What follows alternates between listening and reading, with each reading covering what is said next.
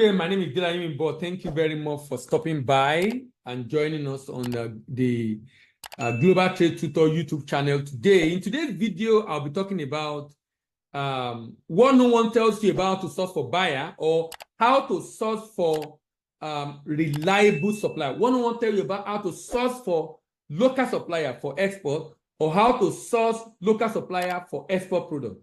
How to source local supplier in export business. How to source local supplier in export business.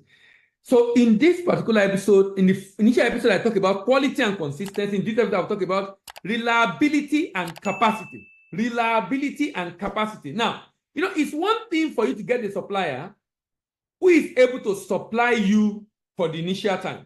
He's able to supply you the initial period. But the question is, how reliable is it? And what is the capacity he has to deliver?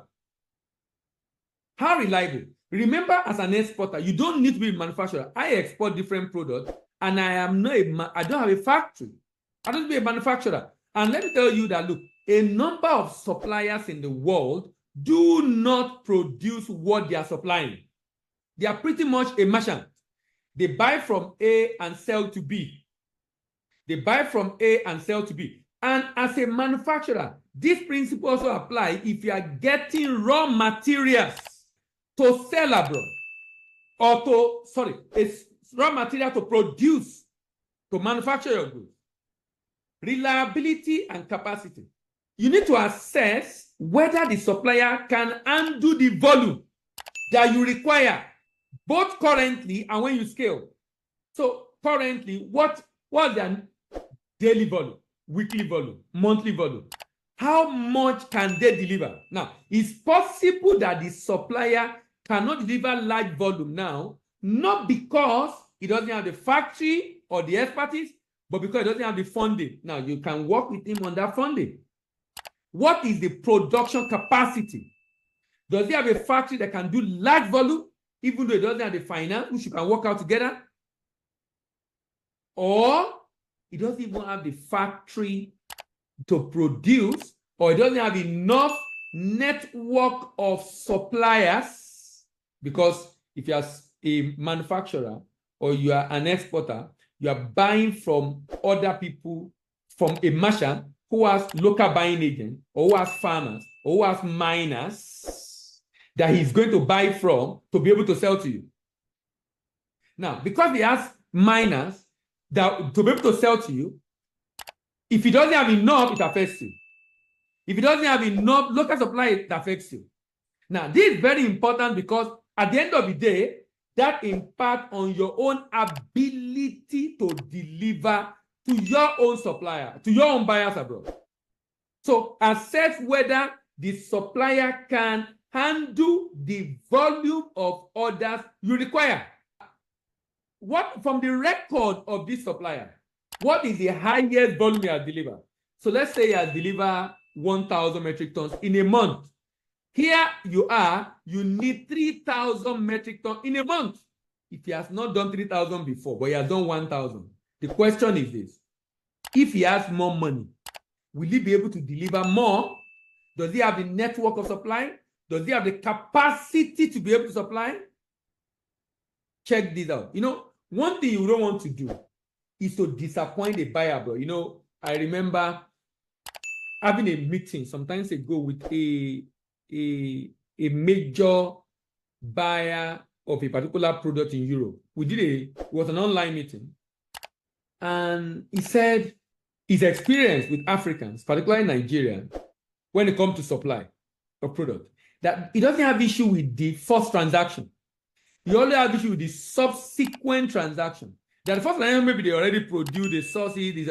When they now get to the second one, third one, or it begins to increase, becomes an issue.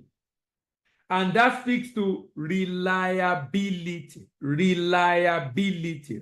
How reliable is the supplier? Evaluate their track record for meeting deadline and fulfilling order without issues. If a supplier is not very reliable, if you must deal with that supplier, you must factor in that lack of reliability. Let me give an example. Because sometimes, even though the supplier is not very reliable, if you can manage the situation, you might be able to still engage them. But if you have option of the one that can be reliable, of course, you have to drop them and look for the option, go for the option that will be reliable. But let's, for example, I have a supplier that if he tells me, it's a lady, if he tells me that he will be able to deliver in 3 weeks, I'll factor in another 2 weeks because it's into production.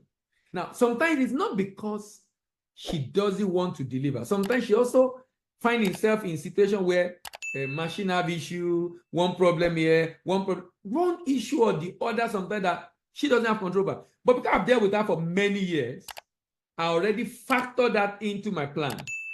So that if she disappoints, I don't disappoint my buyer too much because I factor in the disappointment factor. I already put into consideration the disappointment factor of my supplier. But like I said, if a supplier will not be able to deliver, if he consistently do not deliver, then if you have option, go for the option. The idea is this: ensure you put into consideration this reliability factor, not just the capacity to deliver, being reliable. If you say it will deliver in 3 weeks, it's going to deliver in 3 weeks or less. Evaluate their track record for meeting deadline and fulfilling orders, and ensure that that is a guiding principle in your decision. Always remember, there are some factors, for those of us, if you are going to be viewing from Nigeria, there's something they call Nigerian factor. But Nigerian factor, they mean peculiar issues about Nigeria that sometimes affect businesses and does not make them to perform. Now, if you are supplying a Nigerian abroad, he can understand. He's a Nigerian. He's an African. He understands the peculiar issues. But if you are supplying a Caucasian, an Asian that operate in an environment where things work, what you are saying will not make sense. How do you explain that? You tell them you have loaded, you share the pictures, and you are moving to the port, and you tell them today is Monday, the vessel I'm joining is coming on weekend, so I should be shipping by weekend, and I've loaded on Monday to move it to the port. And 2 weeks after, you are telling them you have not entered the port. 2 weeks, you have not entered the port. It doesn't make sense. What's wrong? Well, you've loaded it on the container, it's on the truck. How on earth will you tell them you have not entered the port? It doesn't make sense. But it's a possibility in the Nigerian environment. Even though it doesn't make sense, it's a possibility in the Nigerian environment. So please factor in those factors, or Nigerian factors, or whatever factors, so at the end of the day, you don't disappoint your buyer too much. My name is Dela Yemibo, and I'm your expert doctor, and I'm signing out. Thank you very much for joining us as we go through this series on what no one tells you about how to source for reliable supplier in your export business. Thank you very much. See you in the next video, and bye-bye.